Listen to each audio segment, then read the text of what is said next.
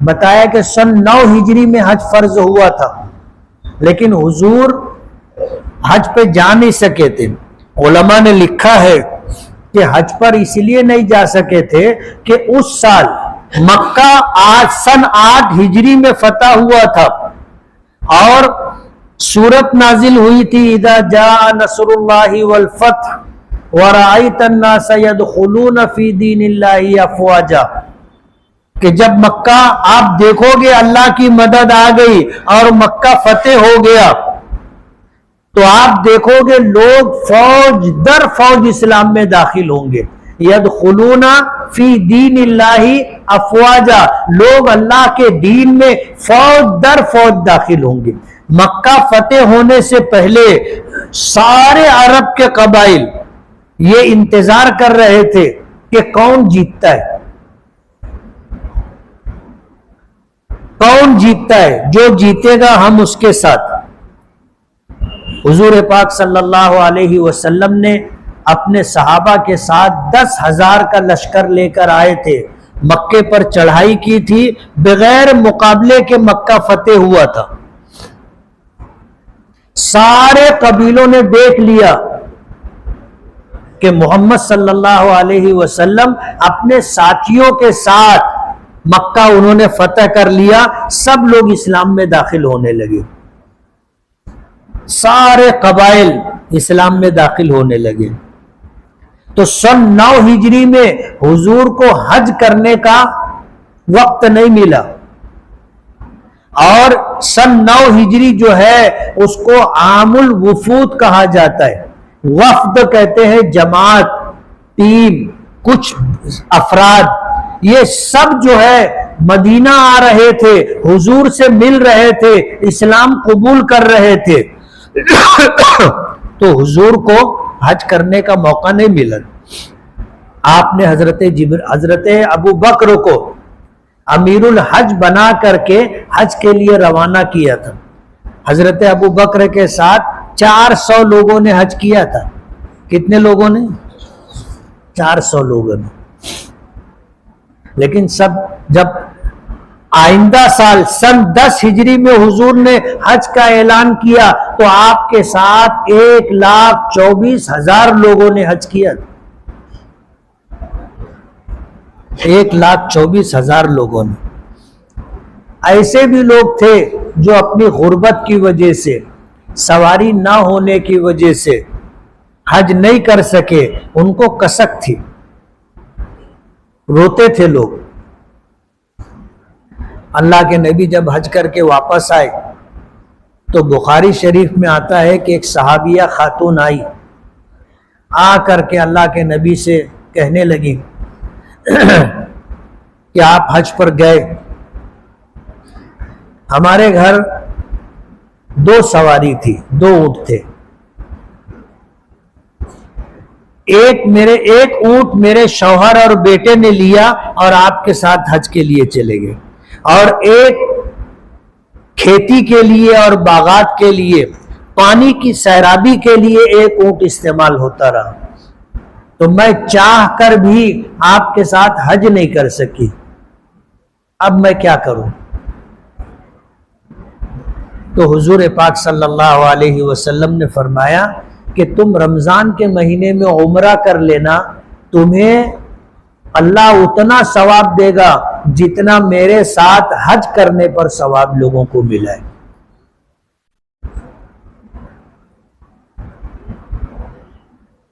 ظاہر بات ہے جن کو اللہ نے نوازا تھا انہوں نے حضور کے ساتھ حج کر لیا، لیکن ظاہر بات ہے اس وقت جتنے مسلمان تھے سب تو آپ کے ساتھ حج نہیں کر سکے، تو سب کو اس بات کا ملال تھا کہ ہم حج نہیں کر سکے۔ تو حضور سے پوچھا تو حضور نے فرمایا کہ تم رمضان کے مہینے میں عمرہ کر لینا، تم کو میرے ساتھ حج کرنے کے برابر ثواب ملے گا۔ یہ اللہ پاک کا کرم ہے، اللہ کی عطا و بخشش ہے۔ اگر صحابہ کرام کچھ پیچھے نہیں رہ جاتے اور وہ حضور سے نہیں پوچھتے تو ہم کو کیسے معلوم ہوتا؟ ہم میں سے کچھ تو ایسے لوگ ہوں گے جن کے دل میں یہ کسک، یہ تڑپ ہوگی کہ کاش ہم بھی اس وقت ہوتے اور حضور کے ساتھ حج کرتے۔ اب ہم 1400 سال کے بعد آئے اور حضور کا حج 1400 سال پہلے ہو چکا۔ ہم اگر حج کریں گے تو وہ حج کا ثواب تو حضور کے ساتھ حج کرنے جیسا نہیں، اور اگر ہم وہ ثواب حاصل کرنا چاہیں تو ہمارے لیے ممکن نہیں۔ اللہ نے کرم فرمایا کہ صحابہ کرام کچھ پیچھے رہ گئے اور انہوں نے پوچھ لیا تو حضور نے بتا دیا، قیامت تک آنے والے لوگ جو یہ چاہتا ہو کہ میرے ساتھ حج کرنے کے برابر ثواب ملے تو وہ رمضان میں آ کر کے عمرہ کر لے۔ یہ اللہ کی عطا و بخشش ہے، اور اللہ پاک نے اس امت پر بے پناہ کرم اور احسان کیا۔ حضور پاک صلی اللہ علیہ وسلم نے سن 10 ہجری میں حج کرنے کا ارادہ کیا، آپ نے اعلان کر دیا، اور پھر جن کو اللہ نے نوازا تھا سب لوگوں نے تیاری شروع کر دی۔ 24 ذی القعدہ کو نبی کریم صلی اللہ علیہ وسلم مدینے سے ظہر کی نماز پڑھنے کے بعد حج کے لیے نکلے۔ آپ کے ساتھ آپ کی تمام بیویاں، 9 بیویاں تھی اس وقت حضور کے نکاح میں، سب ساتھ میں تھی۔ آپ مدینہ سے چلے، ذوالحلیفہ پہنچے جس کو بیر علی بھی کہا جاتا ہے، اور مکہ جانے کے لیے مدینے سے جو لوگ چلتے ہیں یا مدینے کی سمت اور جہت میں جو لوگ مدینے کے آگے رہتے وہ لوگ آتے ہیں تو ان کے لیے حکم یہ ہے کہ ذوالحلیفہ سے ان کو احرام باندھنا ہے۔ جیسے ہم ہندوستانی لوگ ہیں، ہم جاتے ہیں تو ہمارے لیے راستے میں ایک مقام پڑتا ہے یلملم، یہ وہ مقام ہے جس کو میقات کہتے، میقات۔ یہاں سے بغیر احرام باندھے ہم آگے نہیں بڑھ سکتے، یعنی جو آدمی مکہ جانا چاہتا ہو وہ یہاں پہنچے تو اس سے پہلے احرام باندھنا ضروری ہے۔ اسی طرح مدینہ، اہل مدینہ اور اس سمت میں جو لوگ دور قریب رہتے ہوں وہ اگر مکہ آنا چاہیں تو ان کو ذوالحلیفہ سے احرام باندھنا ہے۔ حضور پاک صلی اللہ علیہ وسلم نے ذوالحلیفہ پر پہنچ کر کے قیام فرمایا، عصر کی نماز پڑھی، مغرب کی نماز پڑھی، عشاء کی نماز پڑھی، اور رات میں تمام بیویوں سے خصوصی ملاقات کی، غسل فرمایا، صبح کی نماز پڑھی، اور آپ نے حج کا احرام باندھا۔ زمانہ جاہلیت میں شوال، ذی القعدہ اور ذی الحجہ کے مہینوں میں عمرہ کرنا افجر الفجور سمجھا جاتا تھا، سب سے بڑا گناہ۔ تو شوال، ذی القعدہ اور ذی الحجہ میں کوئی عمرہ نہیں کرتا تھا۔ اب حضور نے ذوالحلیفہ پر جب احرام باندھا تو حج کا احرام باندھا، یاد رہے گا، کائے کا احرام باندھا؟ حج کا احرام باندھا۔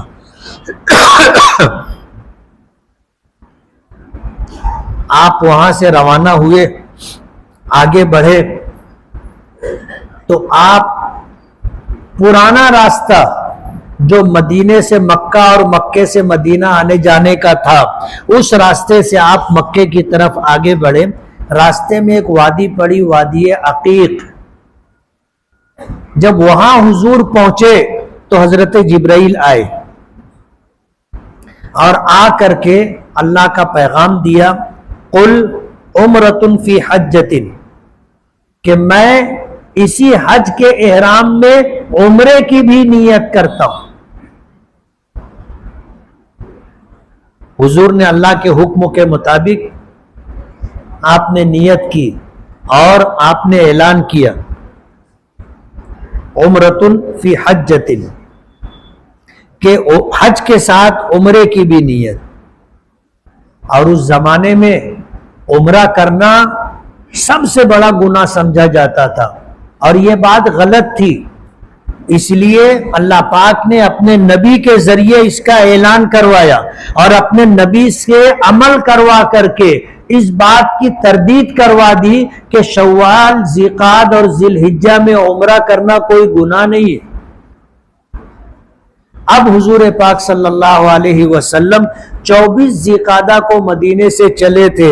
10 دن سفر کر کے آپ مکہ مکرمہ پہنچے 4 ذی الحجہ کو. 4 ذی الحجہ کو آپ پہنچے، اور پہنچنے کے بعد آپ نے مکے کے مشرقی سمت میں ایک مقام ہے بطحا ایک محلہ ہے، وہاں اس جگہ پر آپ نے اپنے خیمے لگوائے اور وہاں آپ نے قیام کیا. اور پھر تمام لوگوں کے ساتھ آ کر کے آپ نے عمرہ کیا، بیت اللہ کا طواف کیا 7 چکر. ایک طواف میں کتنے چکر ہوتے ہیں؟ 7 چکر. ایک چکر نہیں، کتنے چکر ہوتے؟ 7 چکر کریں گے تو ایک طواف ہوگا. اور یہ اتنا جتا کر کے میں اس لیے بتا رہا ہوں کہ مالیگاؤں کے کچھ حاجی تھے جو حج کلاس میں کبھی گئے نہیں، ہمارے ساتھ حج پہ گئے، میرے ہی گروپ میں تھے. اب وہ بولنے لگے کہ رات میں عشاء کی نماز کے بعد کھانا وانا کھا کر کے بولے طواف کرنے چلنے کا. بولو چلو. اب ہم لوگ سب ساتھ میں نیچے اترے، لفٹ سے نکلے تو کچھ لوگ بیٹھے ہوئے تھے. بولے او مفتی صاحب. بولے کیا؟ بولے کچھ مسئلہ ہے.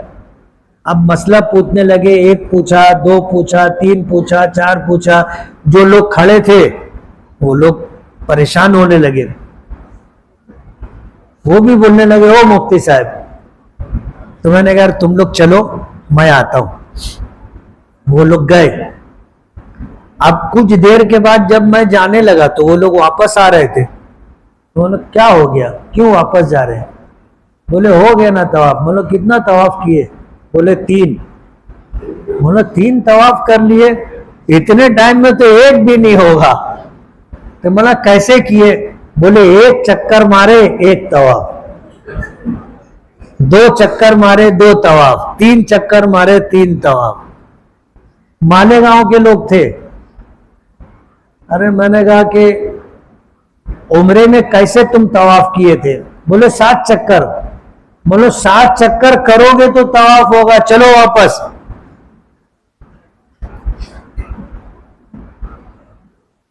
اب آپ سوچو جو لوگ بغیر سیکھے جاتے ہوں گے وہ کیا کیا کرتے ہوں گے. اس لیے میں نے کہا تھا ادھر ادھر دیکھ کے کچھ مت کرنا، جو حج کلاس میں بتایا جائے گا وہی کرنا. اپنی مرضی سے کچھ مت کرنا. کسی کو کچھ کرتا دیکھا وہ کر لیے تو لفڑے میں پڑ جاؤ گے. کیا لگے گا؟ دم. اس لیے دم لگنے کے بہت سارے مسائل ہیں، وہ میں آپ کو نہیں بتانا چاہتا، آپ کو یاد بھی نہیں رہے گا. اس لیے میں یہ کہنا چاہتا ہوں کہ آپ کو جو بتایا جائے گا کہ یہ کرنا ہے، پھر یہ کرنا ہے، پھر یہ کرنا ہے، اتنا ہی کرنا، اگاؤ مت چلنا، ورنہ دم لگے گا. اور دم لگنا کس کو کہتے معلوم ہے؟ دم نکلنے کو دم لگنا بولتے. 500 ریال کا ایک دم پڑتا ہے. کتنے ریال کا؟ 500 ریال کا. اور ابھی ریال کا بھاؤ سرکار جو آپ کو دے رہی ہے وہ 23 روپیہ 23 پیسے کا 1 ریال. حساب کر لینا ایک دم کا کتنا بنتا ہے. 11,000 12,000 روپیہ پڑے گا. اور میاں بیوی کا ملا لیے تو 25,000. اور 2-4 دم لگ گئے تو آدمی بے دم ہو جائے گا. اس لیے کون کیا کر رہا ہے آپ کو وہ دیکھنے کی ضرورت نہیں. آپ کو کیا کرنا ہے آپ کو حج کلاس میں بتایا جا رہا ہے. آپ کو یہی کرنا ہے. کوئی کچھ بھی کرے اپنے کو اس سے کوئی مطلب نہیں. یہ وہ لوگ ہوتے ہیں جن کو خود معلومات نہیں ہوتی, جو بغیر سیکھے پہنچ جاتے. وہ ادھر دیکھ کے کرتے اور تم ان کو دیکھ کے کریں گے تو لفڑا ہی ہو جائے گا. دیکھی دیکھا نہیں کرنے کا, یہ جملہ یاد رہے گا. دیکھی دیکھا کچھ نہیں کرنے کا, کرنے کا وہی جو حج کلاس میں بتایا جا رہا ہے. حضور پاک صلی اللہ علیہ وسلم آئے, آ کر کے اپنے عمرہ کیا. احرام تو باندھ کر کے آئے تھے. آ کر کے آپ نے بیت اللہ پر پہلی نظر پڑی تو آپ نے دعا کی, اور دعا کی قبولیت میں سب سے پہلا موقع ہے یہ. اللہ کے گھر پر نظر پڑے تو دعا قبول ہوتی ہے. حضور نے دعا کی, اللہم زد بیتک ھذا تشریفا و تعظیما و تکریما و محابا, اللہم زد من شرفہ و کرمہ ممن حجہ او اعتمرہ. اے اللہ تیرے گھر کو عزت عطا فرما, شرافت عطا فرما, کرامت عطا فرما, ہیبت عطا فرما. اور جو شخص حج یا عمرہ کرنے کے لیے آئے اسے بھی تو شرافت عطا کر, عزت عطا کر, کرامت عطا کر, ہیبت عطا کر. حضور کی دعا ہے.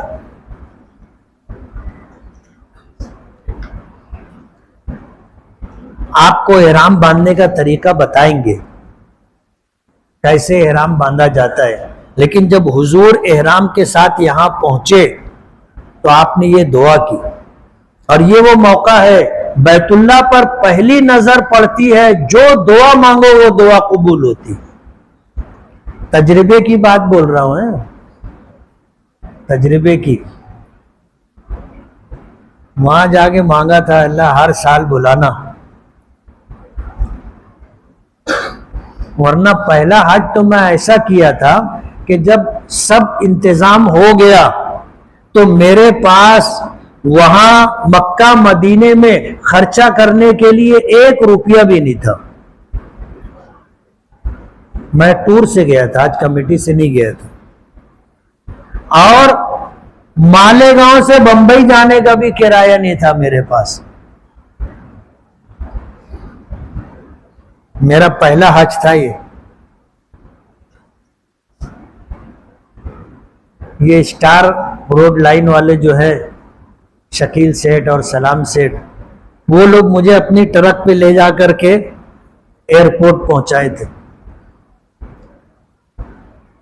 نانا سے ملاقات ہوئی تو نانا مجھ سے پوچھے کہ بیٹا کتنا پیسہ ہے, تو میں خاموش تھا. تو نانا نے 1990 میں 25,000 روپیہ مجھ کو دیے تھے.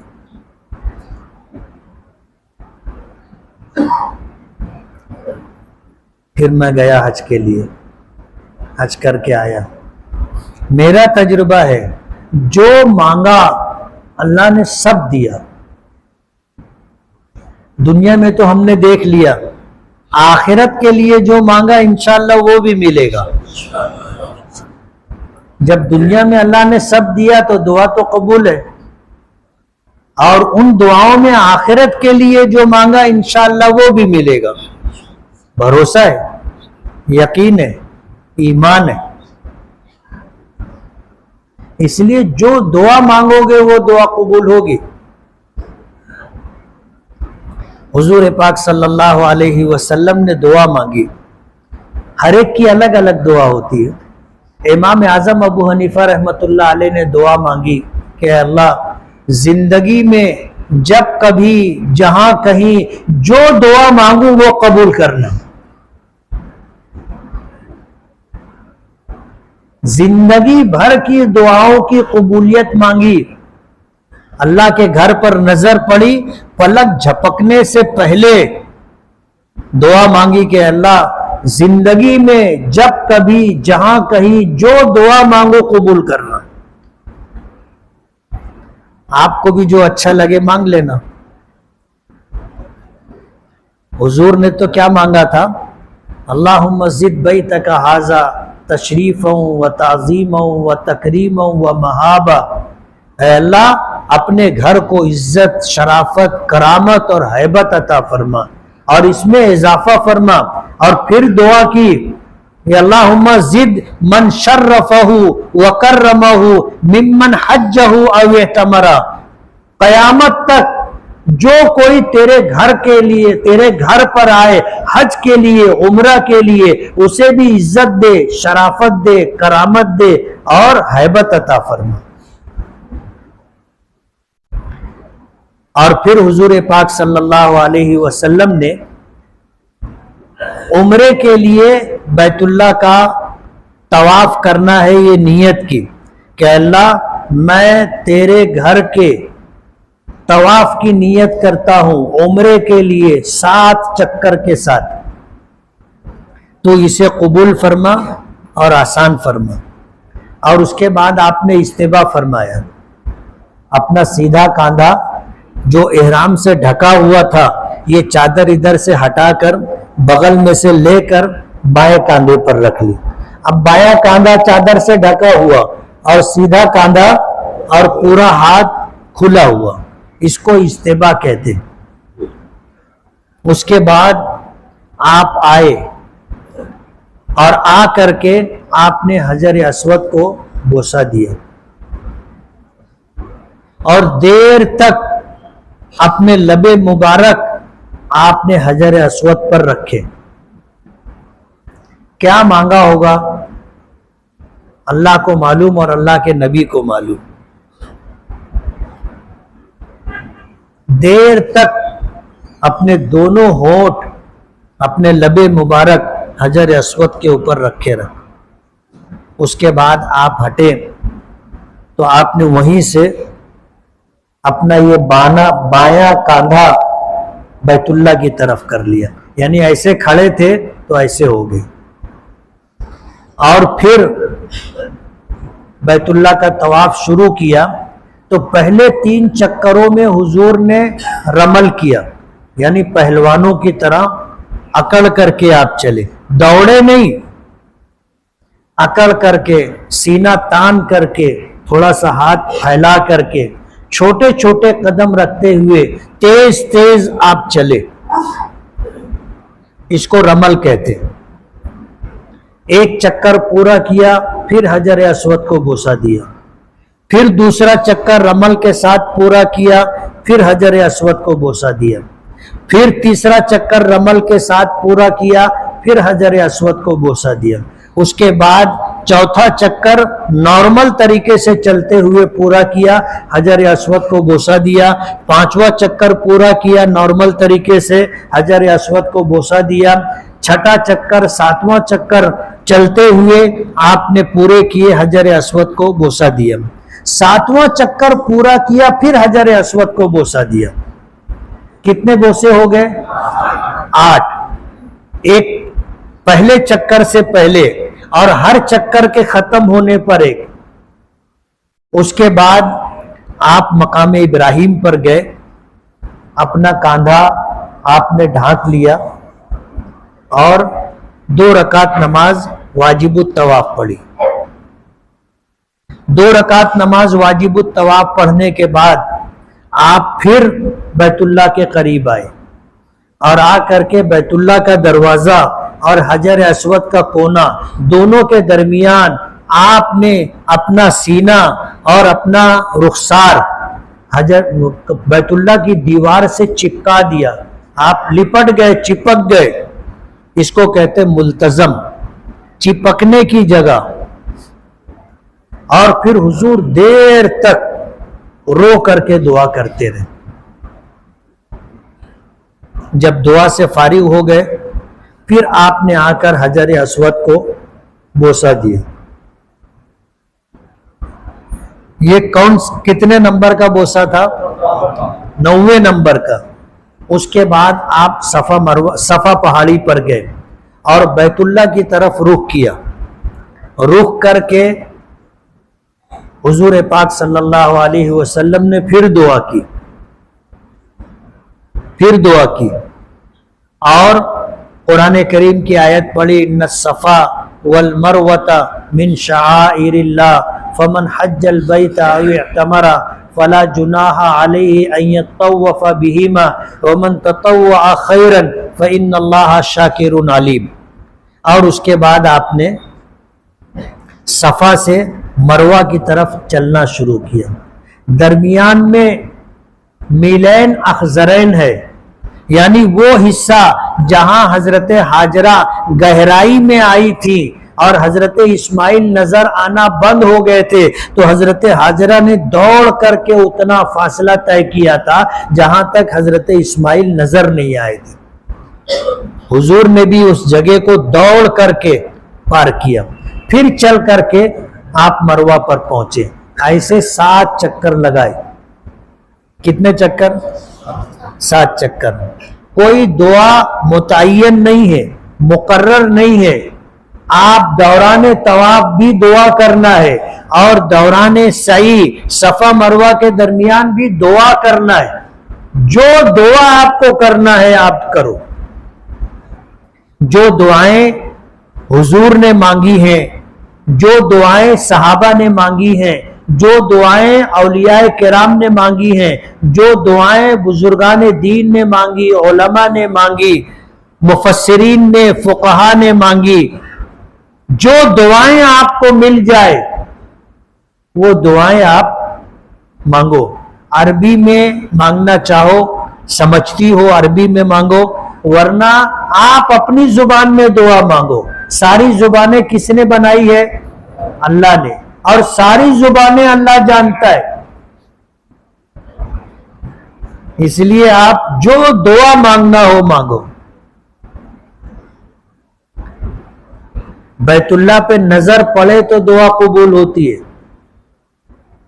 مطاف میں دعا قبول ہوتی ہے، حجر اسود کے سامنے دعا قبول ہوتی ہے، دوران طواف دعا قبول ہوتی ہے، مقام ابراہیم پر دعا قبول ہوتی ہے، ملتزم پر دعا قبول ہوتی ہے، زمزم کے کنویں کے پاس دعا قبول ہوتی ہے، صفا پہاڑی پہ دعا قبول ہوتی ہے، صفا مروہ کے درمیان دعا قبول ہوتی ہے، مروہ پر دعا قبول ہوتی ہے، مینا میں دعا قبول ہوتی ہے، دونوں شیطانوں کے درمیان دعا قبول ہوتی ہے، عرفات میں دعا قبول ہوتی ہے، جبل رحمت پر دعا قبول ہوتی ہے، مزدلفہ میں دعا قبول ہوتی ہے، قربانی کے وقت دعا قبول ہوتی ہے۔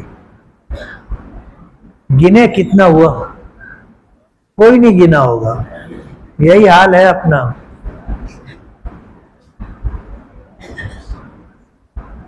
15 مقامات ہیں، کتنے؟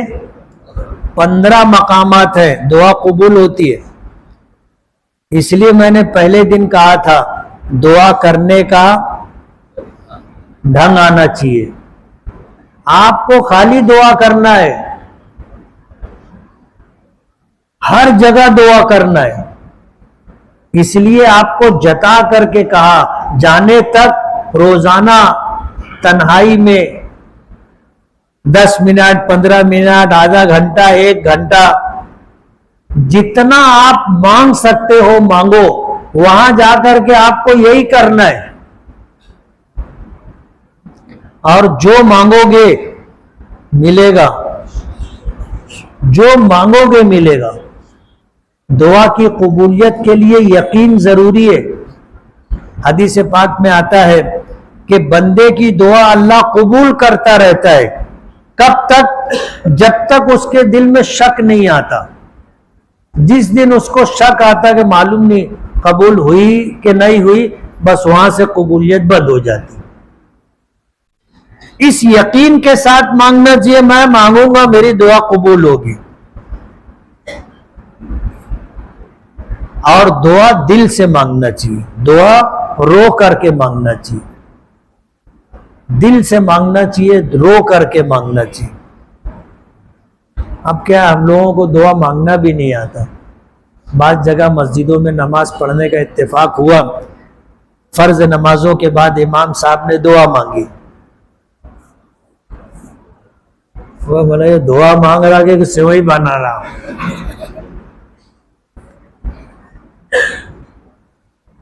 اور بھی عجیب و غریب حرکت کرتے لوگوں کو. آپ دیکھنا دعا مانگتے مانگتے لوگ کیا کیا کرتے رہتے. آج ایک نکاح میں تھا, وہاں پر ایک شخص کو دیکھا, دعا ہو رہی تھی, وہ ایسے نہ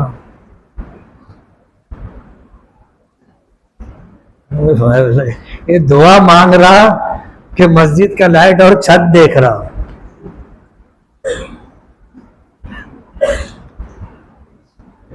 حضور پاک صلی اللہ علیہ وسلم نے جب صفا مروہ کی صحیح مکمل کر لی تو آپ نے اعلان کیا کہ جو قربانی کا جانور ساتھ میں نہیں لایا ہے وہ اپنے سر منڈوا لے, بال اتروا لے اور احرام اتار دے.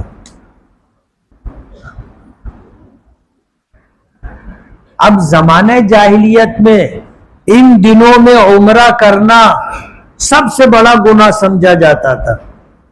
صحابہ کرام کو جب حضور نے عمرہ کروا لیا تو آپ نے فرمایا کہ جو قربانی کا جانور نہیں لایا ہے وہ اپنے سر کے بال منڈوا دے اور احرام اتار دے. حضور جب مدینے سے چلے تھے تو قربانی کے لیے 30 اونٹ اپنے ساتھ لائے تھے. کتنے؟ 30 اونٹ. اور حضرت علی رضی اللہ تعالی عنہ کو یمن بھیجا تھا کہ تم وہاں سے 70 اونٹ لے کے آنا. تو ٹوٹل کتنے اونٹ ہو گئے؟ 100 اونٹ. حضور نے حج کیا تھا تو 100 اونٹوں کی قربانی کی تھی. 100 اونٹوں کی. ہم لوگ تو مری بکری کاٹتے.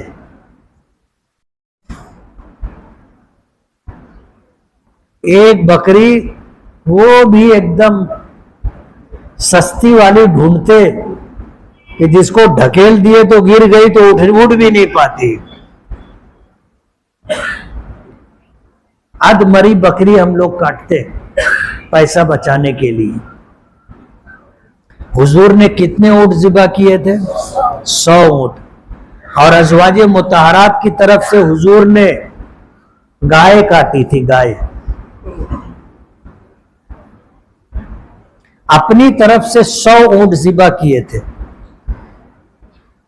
جب حضور نے اعلان فرمایا کہ جو ہدی کا جانور, قربانی کا جانور اپنے ساتھ نہیں لایا ہو وہ اپنے بال کٹوا کر کے احرام اتار دے. اب صحابہ کرام تھوڑا سا سوچ رہے تھے کہ ایک تو عمرہ تھا نہیں, عمرہ کروائے, اور اب ہم لوگ احرام باندھ کے آئے ہیں حج کا, اور حضور فرما رہے ہیں کہ سر مڈا کے احرام اتار دو. سوچ رہے تھے لیکن انہوں نے عمل کر لیا. اور کب عمل کیا؟ جب حضور نے دیکھا کہ صحابہ سب رک رہے ہیں تو حضور نے فرمایا لو استقبلت واستدبرت ما سقت الہدیہ. اگر مجھے معلوم ہوتا کہ آگے چل کر کے اللہ پاک کی طرف سے ایسے ایسے احکامات آئیں گے تو میں ہدی کا جانور ساتھ میں نہیں لاتا, میں بھی عمرہ کر کے سر منڈوا کر کے احرام اتار دیتا.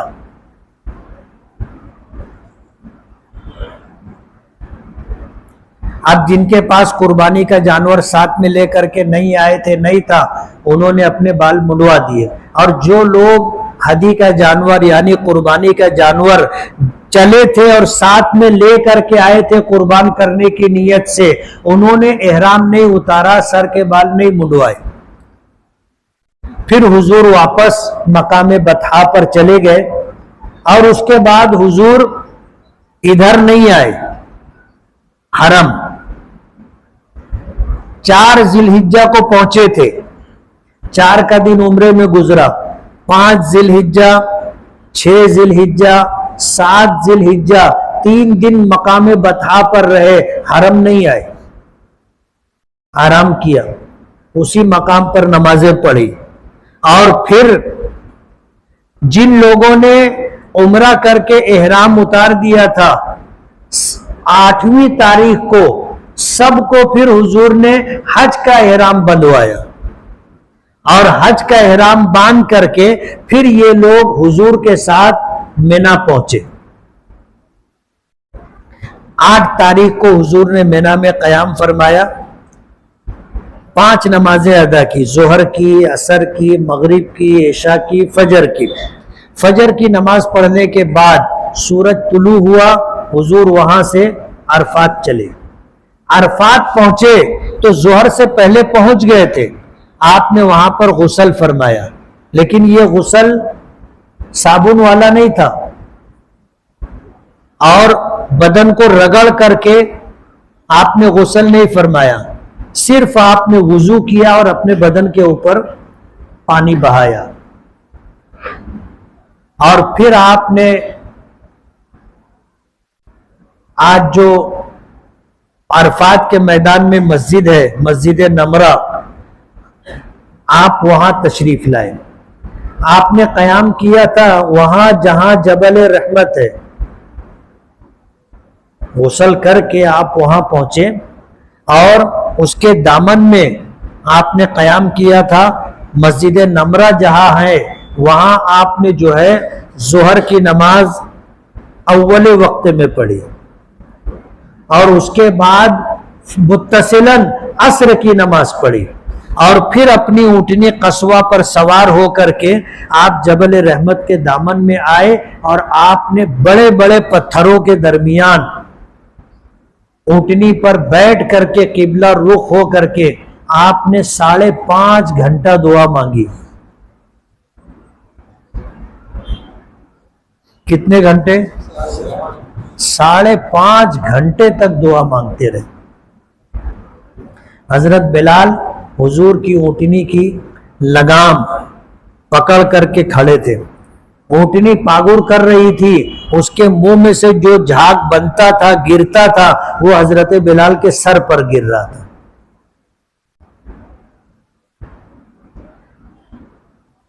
آپ کی چچی حضرت عباس رضی اللہ تعالی عنہ کی بیوی، انہوں نے دودھ کا پیالہ بھیجا. صحابہ کرام میں اختلاف تھا. کچھ لوگ کہتے تھے کہ حضور روزے سے ہے، کچھ لوگ کہہ رہے تھے کہ روزے سے نہیں. ہمارے یہاں روزہ رکھا جاتا ہے. ذی الحجہ کا چاند دکھا وہاں سے 9ویں تاریخ تک 9 روزے رکھے جاتے. تو 9 تاریخ کو حضور روزہ تھے یا نہیں تھے یہ جاننے کے لیے اب جن لوگوں نے حضور کو کچھ کھاتے پیتے نہیں دیکھا تھا وہ بولنے لگے کہ حضور روزے سے. اب کچھ لوگ بولتے تھے کہ نہیں روزے سے نہیں ہے، حضور نے سفر میں روزہ رکھنے سے منع کیا ہے. تو حضرت عباس رضی اللہ تعالی عنہ کی بیوی حضور کی چچی نے ایک پیالہ دودھ کا بھیجا. اور دودھ ایسی چیز ہے جس کے متعلق حضور نے فرمایا کہ اگر کسی نے دودھ دیا تو انکار مت کرو، خوشبو پیش کی تو انکار مت کرو، آپ گئے کسی نے تقیہ دی تو انکار مت کرو. حضور نے دودھ کا پیالہ لیا، اونٹنی پر بیٹھے ہوئے تھے، آپ نے پیا تو سب نے دیکھا کہ حضور روزے سے نہیں ہے.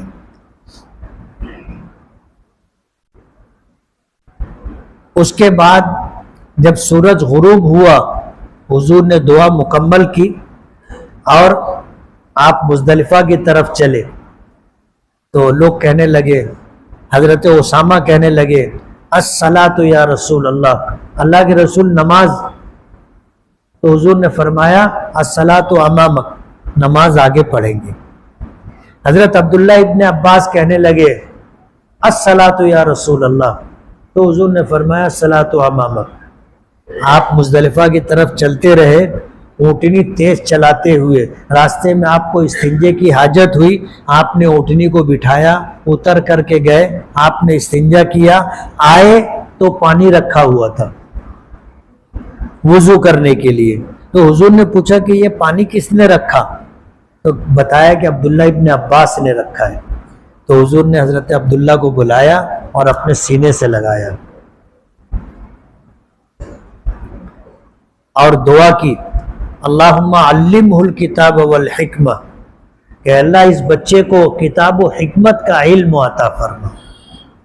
حضور کی یہ دعا عبداللہ ابن عباس کے حق میں قبول ہوئی، اور عبداللہ ابن عباس رئیس المفسرین کہلاتے، قرآن کریم کی تفسیر کرنے والے جتنے مفسرین ہیں سب کے سردار عبداللہ ابن عباس۔ پھر آپ مزدلفہ پہنچے تو مزدلفہ پہنچ کر کے آپ نے انتظار کیا، مغرب کا وقت ختم ہو گیا، اس کے بعد آپ نے اذان دلوائی، پہلے مغرب کی نماز پڑھی، پھر عشاء کی نماز 2 رکعت پڑھی۔ آپ مکہ جب حج کے لیے آئے تھے تو مسافر تھے، تو آپ نے 2 رکعت پڑھی اور اس کے بعد آرام کیا۔ اس رات آپ نے تہجد پڑھی یا نہیں پڑھی کوئی روایت ملتی نہیں، لیکن آپ نے یہ فرمایا کہ یہ رات شب قدر کی طرح افضل رات ہے۔ تو حضور نے کچھ نہ کچھ تو کیا ہوگا نا، اس لیے ہم کو بھی کچھ کرنا ہے۔ اور آپ نے مزدلفہ سے ہی کنکریاں چنی اور فجر کی نماز اول وقت میں آپ نے پڑھی، اور اس کے بعد آپ نے وقوف کیا، قبلہ رخ کھڑے ہو کر کے آپ نے دیر تک دعا کی، اور جب سورج نکلنے کا وقت ہونے لگا، سورج طلوع ہونے کا وقت ہونے لگا، تو پھر حضور وہاں سے مینا کی طرف چلے۔ مینا آئے، مینا آنے کے بعد آپ نے بڑے شیطان کو کنکری ماری۔ پہلا شیطان جمرہ اولا اس کو چھوڑ دیا، دوسرا شیطان جمرہ وسطیٰ اس کو چھوڑ دیا، تیسرا جمرہ جس کو جمرہ عقبہ اور جمرہ کبریٰ کہتے ہیں اس کو آپ نے کنکری ماری، اور بغیر دعا کیے آپ واپس آ گئے، اور مینا میں آپ نے مسجد خیف جہاں پر ہے وہاں پر قیام کیا۔ دوسرے دن زوال ہو جانے کے بعد تینوں شیطانوں کو کنکری ماری۔ جمرہ اولا کو کنکری ماری، تھوڑا آگے بڑھ کر کے آپ نے دیر تک کھڑے ہو کر دعا کی، پھر جا کر جمرہ وسطیٰ کی رمی کی، پھر دیر تک کھڑے ہو کر دعا کی، پھر جمرہ کبریٰ کی رمی کی بڑے شیطان کی، اور بغیر دعا کیے آپ واپس آ گئے۔ پھر تیسرے دن آپ نے یہی عمل کیا، اور پھر آ کر کے آپ نے قیام کیا۔ پھر 13 تاریخ کو زوال کے بعد آپ نے پھر تینوں شیطانوں کو کنکری ماری، اور مقام بطحا جہاں آپ نے قیام کیا تھا اسی مقام پر آ گئے۔ اور جب تمام صحابہ کرام آ گئے، پھر حضور نے وہاں سے چل کر کے حرم آئے، آ کر کے آپ نے جو ہے طواف وداع کیا۔ پہلا دن جو تھا مینا کا، شیطانوں کو کنکری مارنے کے بعد آپ بیت اللہ آئے، طواف حج کیا جس کو طواف زیارت کہتے ہیں، حج کا طواف کیا، حج کی سعی کی، اور پھر مینا واپس جا کر کے قیام کیا۔ تو یہ حضور کا حج ہے جو میں نے کچھ آپ کو بتایا، ورنہ حضور کا حج مدینے سے لے کر کے واپس جانے تک اتنی موٹی کتاب ہے، اور اس پورے سفر میں جتنے حالات واقعات پیش آئے سب کو اس میں جمع کیا ہے۔ یہ ہے حضور کا حج۔